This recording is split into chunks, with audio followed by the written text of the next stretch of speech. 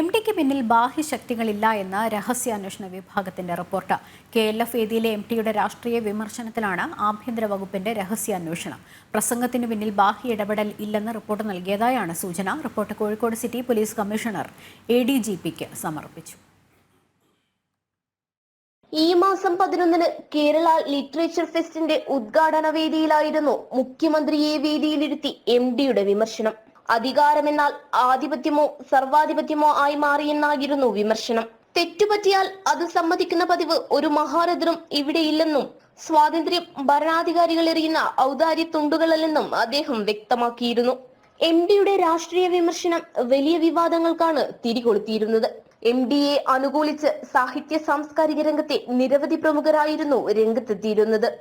ഇതിനു പിന്നാലെയാണ് ആഭ്യന്തര വകുപ്പിന്റെ രഹസ്യാന്വേഷണ വിഭാഗം അന്വേഷണം ആരംഭിച്ചത്. നേതൃപൂജയുമായി ബന്ധപ്പെട്ട MDയുടെ പരാമർശങ്ങൾക്ക് പിന്നിൽ ബാഹ്യശക്തികളുടെ ഇടപെടൽ ഇല്ലെന്നാണ് കണ്ടെത്തൽ. 20 വർഷം മുമ്പ് എഴുതിയ ലേഖനമാണ് MD വാസുദേവൻ നായർ വീണ്ടും അവതരിപ്പിച്ചതെന്നും റിപ്പോർട്ടിൽ പരാമർശമുണ്ട്.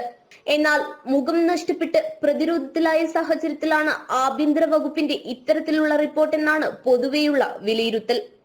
ജനം, കോഴിക്കോട്.